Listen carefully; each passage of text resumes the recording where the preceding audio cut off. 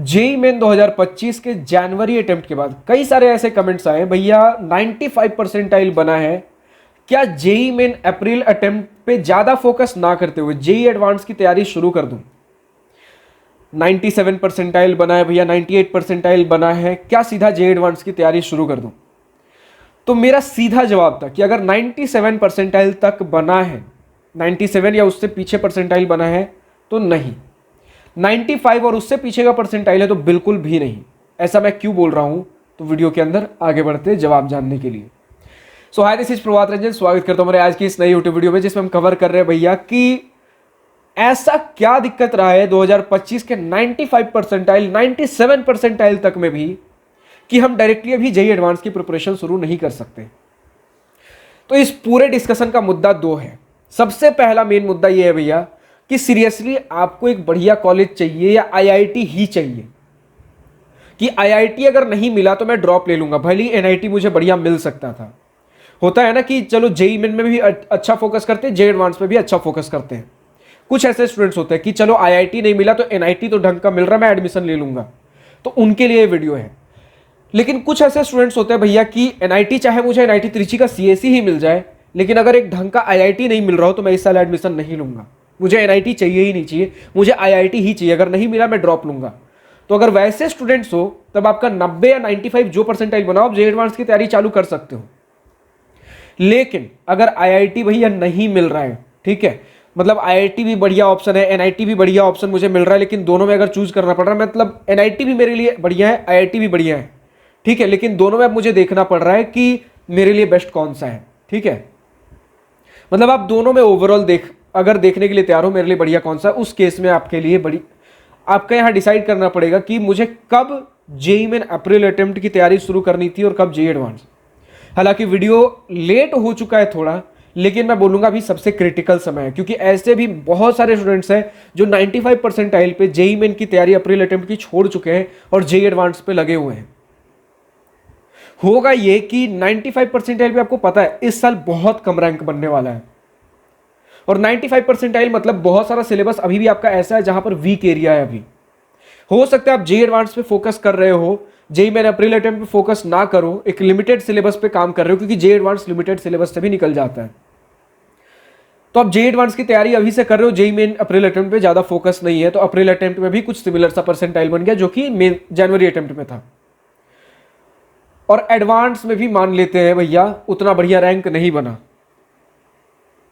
अगर देखो, अगर आप एडवांस में 20,000 22-25,000 भी लेकर आ जा रहे हो ना, तो ये वैसा रैंक है जो कि आप सोचोगे जेई मेन से तो मेरा बहुत इंप्रूव हुआ है, लेकिन इस रैंक पे भी आईआईटी के अंदर आपको बढ़िया ऑप्शंस नहीं मिलेंगे। तो ये जेई एडवांस की थोड़ी बहुत दिक्कत बोल सकते हो। ठीक है, कि जेई मेन में भले आपका 50-60,000 रैंक आ रहा था, वहां से इंप्रूव करके अपने अप्रैल अटेम्प्ट पे फोकस नहीं किया तो अप्रैल अटेम्प्ट में वापस सिमिलर परसेंटाइल रह गया, लेकिन जेई एडवांस में इंप्रूव होकर 20,000 रैंक आ गया है जेई एडवांस में। बट ये 20-22-25,000 भी आपके किसी काम का नहीं है जब तक आप अंडर 15,000 नहीं लाते हो जनरल कैटेगरी, तब तक ये रैंक आपके काम के नहीं है। हाँ, कुछ 20-25,000 पे भी कुछ ब्रांचेस मिलेंगे, लेकिन अगर आपने अप्रैल अटेम्प्ट पे फोकस किया होता तो हो सकता है आपका जेई मेन में ही इतना बढ़िया रैंक आ जाता कि कुछ ना कुछ आपको उससे बेटर ऑप्शन एनआईटी में मिल रहे होते। और दिक्कत हुई है 2025 में। मैं ऐसा क्यों बोल रहा हूं, क्योंकि थंबनेल में आपने देखा होगा 2025 में ऐसा क्या दिक्कत है 95 परसेंटाइल पे। 2025 में यह दिक्कत है भैया कि इस बार नंबर ऑफ कैंडिडेट्स बहुत ज्यादा है।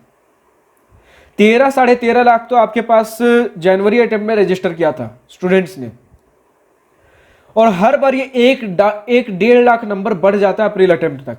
तो मैं मान के चलता हूं 14-14.5 लाख स्टूडेंट्स हो जाएंगे आपके पास अप्रैल अटेम्प्ट तक। तो इसमें जब आप 95 परसेंटाइल का रैंक कैलकुलेट करोगे तो लगभग 70,000 प्लस रैंक बन रहा होगा। और उस पे आपको किसी भी एनआईटी में अगर एक जनरल कैंडिडेट हो, ओबीसी कैंडिडेट भी हो, किसी भी एनआईटी या ट्रिपल आईटी में बढ़िया सीट्स देखने को नहीं मिल रहे होंगे। हाँ, नॉर्थ ईस्ट एनआईटीज में कुछ पीछे वाले ब्रांचेस आपको देखने को मिल सकते हैं, बट वो बढ़िया सीट्स में हम काउंट नहीं करते हैं। अनटिल एंड अनलेस 40-50,000 रैंक के अंदर हो, आपको उतने बढ़िया रैंक, बढ़िया सीट्स देखने को नहीं मिलता है एनआईटी ट्रिपल आईटी के अंदर।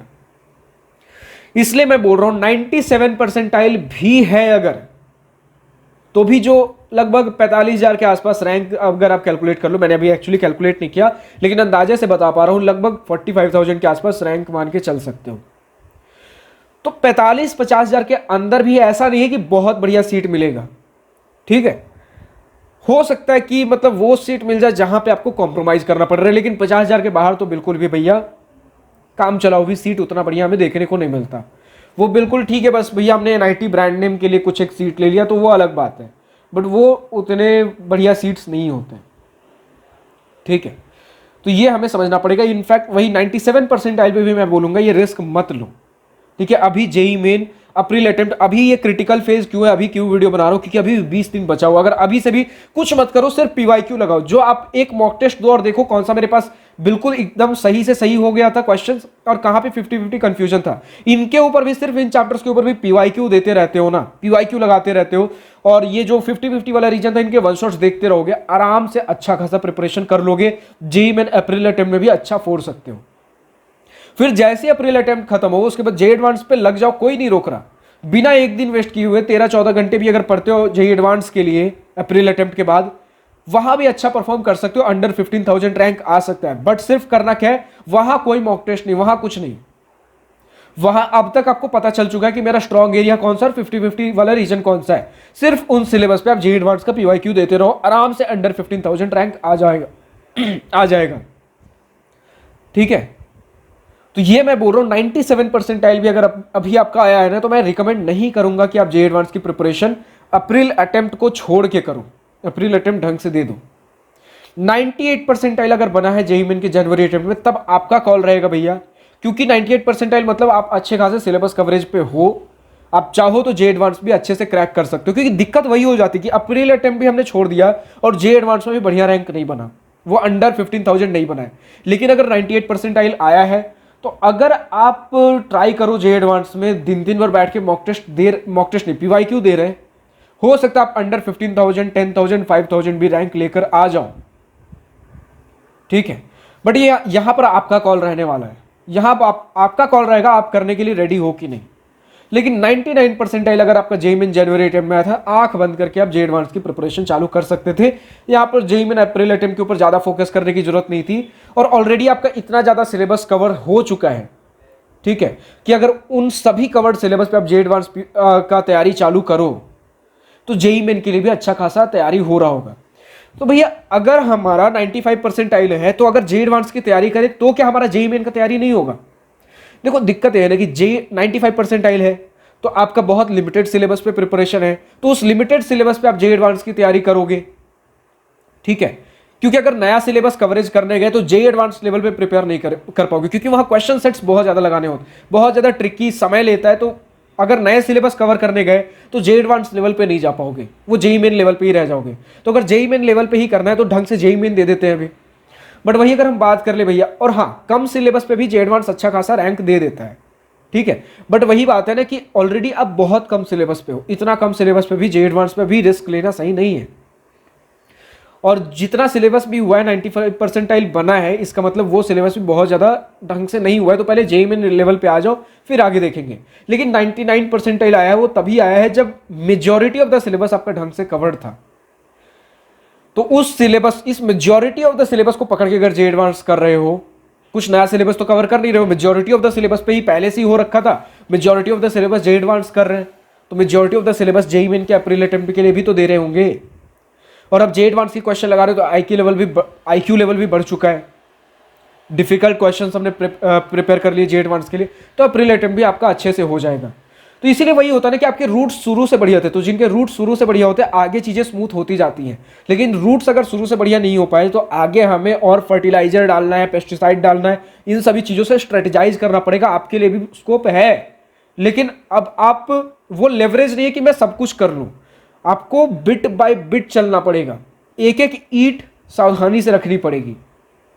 आप भी इनके बराबर में पहुंच सकते हो, लेकिन अब आपके पास वो लेवरेज नहीं है कि मैं जो चाहूं जिस रास्ते से पकड़ूं उस रास्ते से चला जाऊंगा। अब आपको रास्ता बहुत फूक फूक के, कदम बहुत फूक फूक के रखना पड़ेगा, ठीक है। तो क्या कदम था, कैसे फूक फूक के रखना, वही सारी चीजें हमने आज की इस वीडियो में कवर की। अगर 97 परसेंटाइल तक है भैया, मैं बोलूंगा अप्रैल अटेम्प्ट अभी भी समय है, ध्यान दे दूं। फिर उसके बाद जेई एडवांस आपके पास समय है 1 महीने, वो भी ध्यान दे सकते हो। तो इसी प्रकार के अगर और भी कुछ डाउट्स है, उम्मीद करता हूँ किन्हें कितना फोकस करना चाहिए वो अब समझ में आ गया होगा अप्रैल अटेम्प्ट पे और जे एडवांस पे।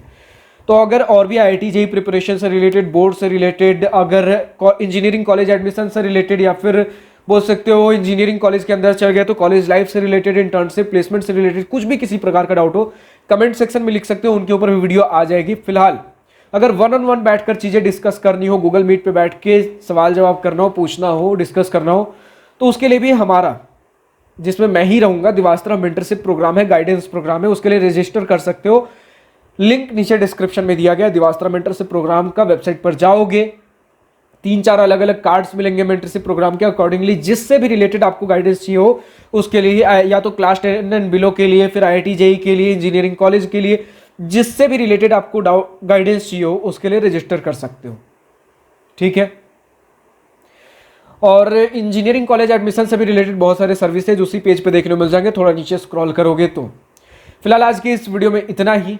अगर वीडियो पसंद आई हो तो लाइक, शेयर और दिल खोल कर करिएगा, और अगर कुछ दिल की बातें, कुछ मन की बातें लिखकर बतानी हो या पूछनी हो तो कमेंट सेक्शन आप ही के लिए तो है। Thank you for watching this video. Goodbye, nice day, wish all the best for future, enjoy journey.